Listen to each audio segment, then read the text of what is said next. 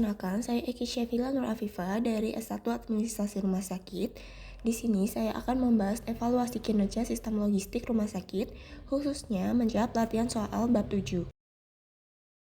Oke, langsung ke soal pertama, yaitu kita diminta untuk menjelaskan kenapa stock out rate kategori V harus 0%, sementara kategori N boleh sampai 5%. Nah, jawabannya ada di sistem klasifikasi Venn. Jadi, obat itu dibagi menjadi 3, yaitu vital, essential, dan non-essential. Obat vital seperti epinefrin, insulin, morfin merupakan obat penyelamat jiwa. Kalau sampai habis dan tidak ada penggantinya, pasien bisa meninggal. Makanya, toleransi 0% tidak boleh kurang sama sekali. Berbeda dengan obat non-esensial seperti vitamin atau suplemen. Kalau habis, dokter masih bisa resepkan alternatif lain. Jadi, toleransi 5% masih wajar. Sekarang kita lihat argumentasinya dari dua sisi. Dari sisi keselamatan pasien, untuk obat vital, kehabisan stok berarti tidak ada substitusi sama sekali. Risikonya bisa kematian atau kecacatan permanen. SNAR sendiri mewajibkan rumah sakit menjamin ketersediaan 100% obat life saving. Untuk obat non-esensial, efek keterlambatannya jauh lebih ringan. Nyeri ringan, kurang nyaman, dan dokter masih bisa cari alternatif tanpa risiko yang serius. Sedangkan dari sisi biaya, untuk obat vital, biaya dampak stock out itu jauh lebih besar dari biaya menyimpan stok cadangan.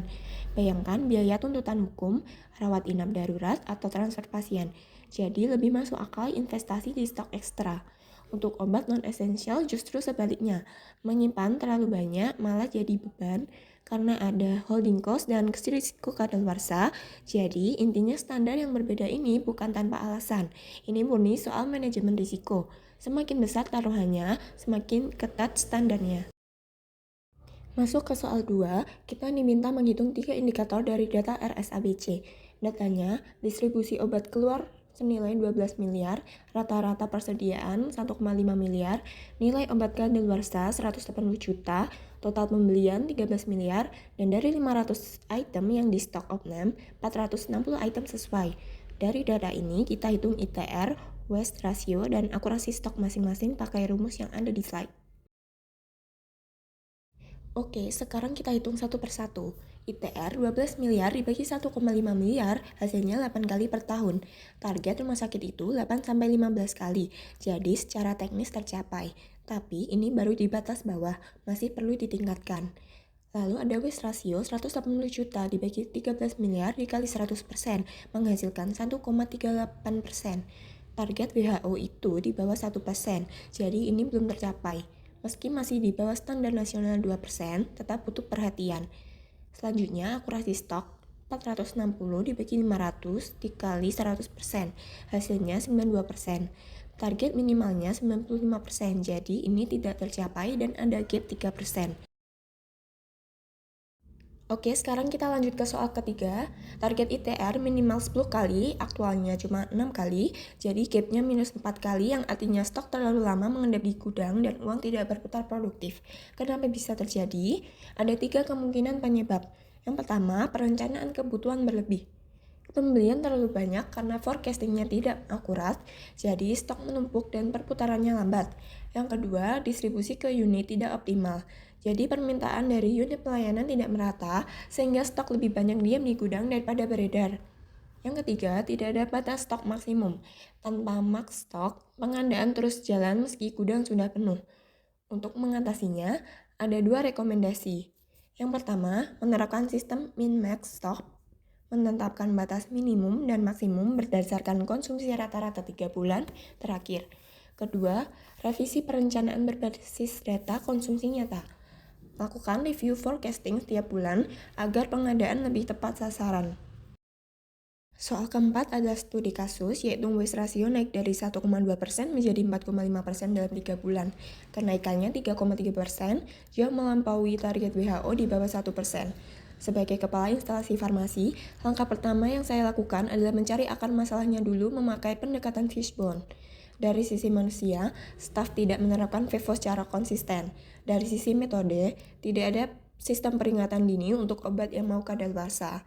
Dari sisi sarana, lemari pendingin bermasalah, jadi suhu tidak stabil. Dari sisi perencanaan, pembelian berlebih tanpa analisis ABC Van. Keempat faktor ini yang menjadi dasar rencana tindakan berikutnya. Dari analisis tadi, saya menyusun 5 langkah tindakan. Yang pertama, audit segera dalam 1x24 jam. Pisahkan semua obat yang sudah atau hampir kadaluarsa. Lalu hitung nilai kerugiannya sebagai baseline. Ini dilakukan di hari pertama sampai ketiga. Langkah kedua, terapkan FIFO ketat di semua rak. Susun ulang berdasarkan tanggal kadaluarsa, pasang label warna sebagai penanda prioritas. Target minggu pertama. Langkah ketiga, aktifkan early warning system. Buat laporan mingguan obat yang mendekati kadaluarsa atau aktifkan notifikasi otomatis di SIM RS kalau tersedia, minggu 1 sampai 2. Langkah keempat, revisi perencanaan pengadaan berbasis konsumsi aktual dan analisis ABC Van bulan pertama. Dan langkah kelima, pelatihan staf dan evaluasi berkala. Semua petugas gudang dilatih, lalu waste ratio dievaluasi tiap bulan dan dilaporkan ke direktur. Ini berjalan sampai bulan ketiga. Targetnya, waste ratio turun secara bertahap, dari 4,5% sekarang ke 3,2% di bulan pertama, 2% di bulan kedua, dan 1,2% di bulan ketiga.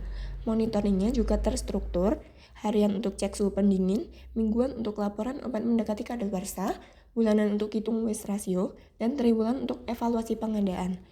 3 indikator keberhasilan utamanya, waste ratio di bawah 1,2% di bulan ketiga, semua staf lulus pelatihan FIFO, dan 0 kasus obat kadaluarsa yang tidak terdeteksi. Oke, sebelum kita tutup, saya akan membacakan kesimpulan dari keempat soal tersebut. Soal 1, standar stock out berbeda karena risikonya berbeda. Makin besar taruhannya, makin ketat toleransinya.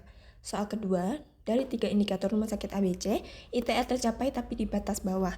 Waste ratio melebihi standar WHO dan akurasi stok belum memenuhi target. Soal ketiga, ITR rendah artinya stok mengendap, solusinya sistem min-max dan perbaikan forecasting.